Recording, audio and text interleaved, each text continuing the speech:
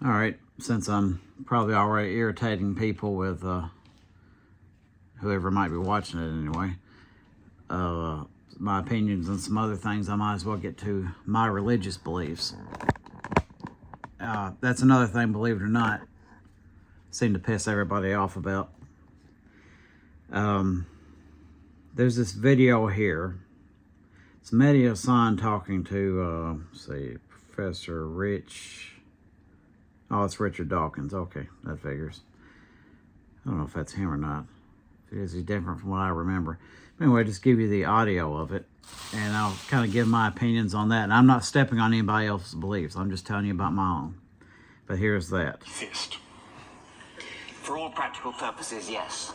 Nobody can actually say for certain that anything doesn't exist. But I'm an atheist in the same way as I'm an a-leprechaunist and an a-fairyist and an a-pig-unicornist.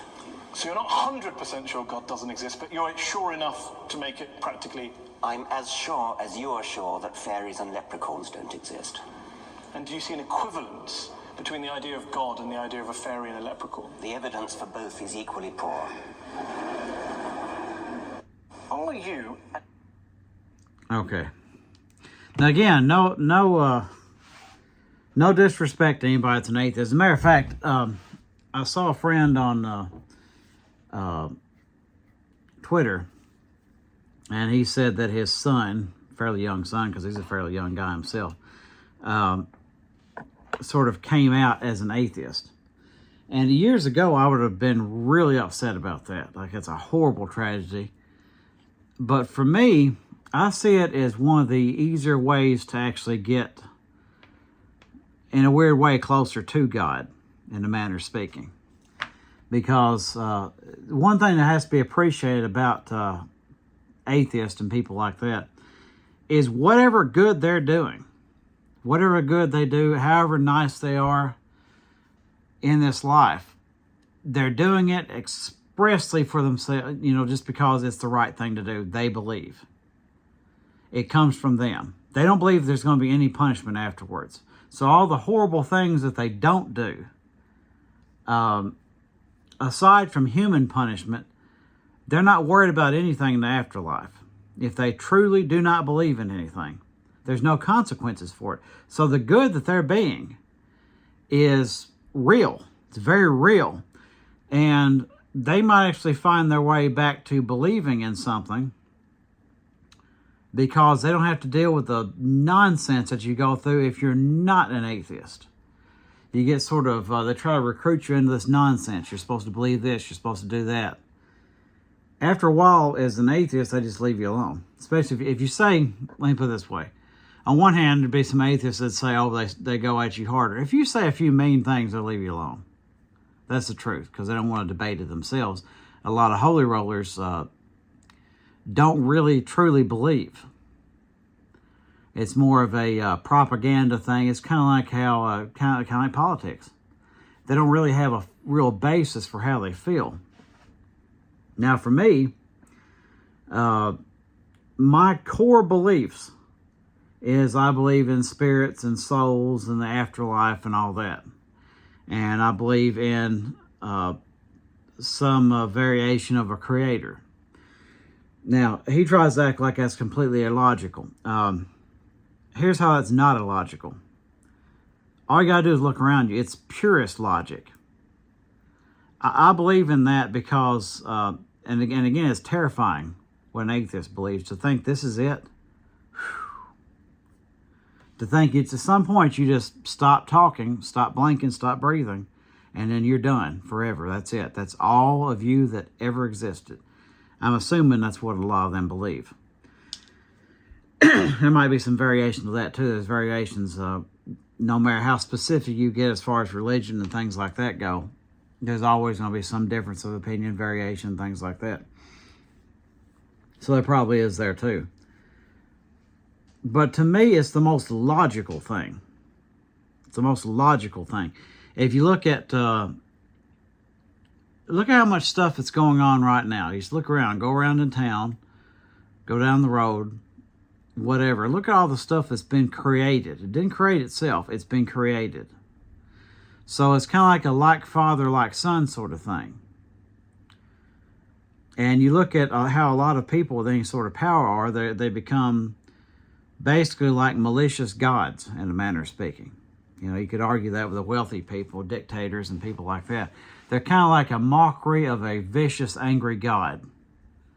You know, all-powerful and able to hurt whoever they want and get away with this or that. Ends up being that sort of thing. So to me, that's sort of imitating something. And why would it be imitating something that doesn't exist? And why would it have been carried on this far? And to me, atheism just doesn't explain everything. It's a strange thing. I'd be more likely to understand somebody being agnostic than I would atheist. To me, it's too concrete.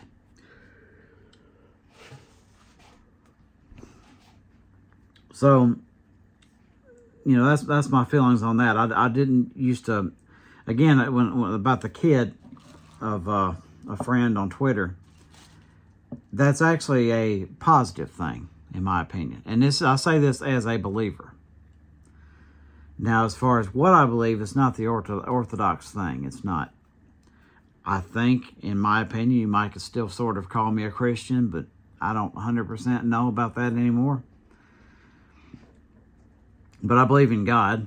I believe in, you know, spirits and souls and things like that. Because like I said, it just doesn't, you know, the fact, say that there's nothing else, it doesn't make any sense. It's strange. You could argue that a lot of the basic stories we've been taught don't 100% hold up on their own. That's understandable. But to try to say that, it's just strange to me to say that we're just all of a sudden, out of nowhere, here we are. It's weird. It's a lot to swallow. And to me, it's just a little harder to believe that there's no reason. Just all this happened, all these other planets we've seen no sign of life from. And here we are. For no reason. We've gotten to this point for no reason, with no guidance, with no nothing.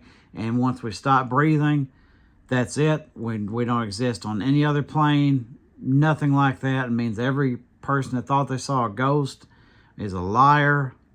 It's just complete nonsense. All this other stuff, you know.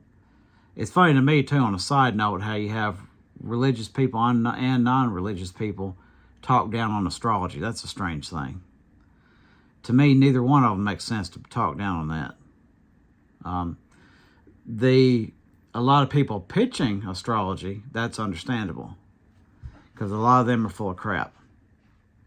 I'd say there's a larger number of people, idiots, pushing astrology than there is about religion, and that's a lot. And they make it look bad because they don't know what they're talking about. But to try to say that, you know, if you're an atheist, that doesn't have any kind of influence on people, because it could be a non-religious thing altogether, you could actually make a stronger argument for it. But then again, with religion, it's God's order of things. So how are you going to disbelieve in it? Think it's pointless and doesn't affect anything? Doesn't make any sense either direction. As a matter of fact, that's kind of how I run my beliefs. If I can see it from a purely scientific standpoint, as much science as I know, and a spiritual standpoint, that it makes sense in both categories, then it's something that should be believed. If it doesn't make sense in either of them, then it's nonsense. And a lot of things that people believe is complete nonsense. Like, I don't necessarily believe the ark thing.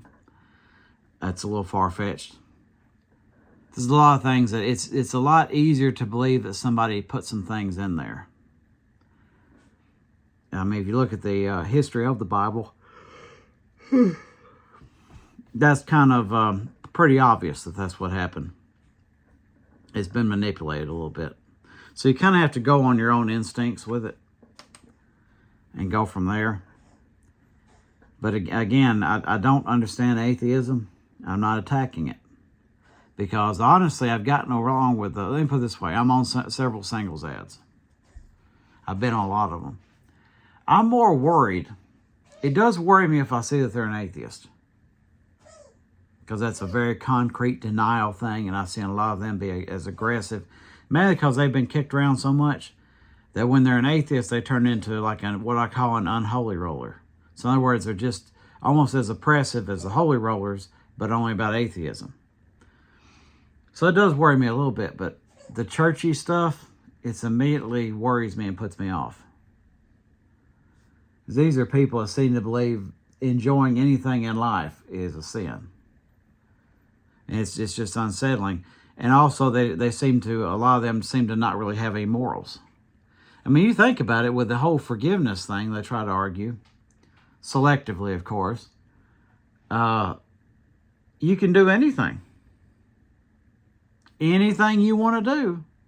Just feel bad about it later and it's fine. I don't really see it that way. It's nothing, I don't think there's a such thing as forgiveness and redemption. I certainly believe in redemption. And I believe in forgiveness. But certain things are so cruel that nobody would ever, the person that did those things would never feel bad about doing it. Because you'd have to be so cruel in the first place. So that's where I lean on that. And this guy here saying there's just as much evidence of fairies and leprechauns. Again, I'm not attacking atheists, but I will attack him. That's idiocy. That's absolute idiocy. For him to believe that, he'd have to just have his head completely up his rear end his entire life. And for what I know about Dawkins, if that is him, that's not how I remember him looking. But whoever that is, this person is just, he's closing his eyes and his ears to a lot of stuff. To really think there's just as much evidence in the existence of leprechauns and fairies as there is to anything in the Bible. Because if you prove one thing, it means something else might be true. So, and again, these people, a lot of these people like to look at it like really, really, really literal, everything that's in any of the religious books. And you can't really do that. It was written and translated by people who, not overly intelligent people and not overly developed people, and that's another dumb thing that a lot of people do these days, is, waving the Bible around, waving a religious book around, that nothing's been added to in 2,000 years. These people didn't use soap or toothpaste. These people didn't live very long. It's the same kind of people who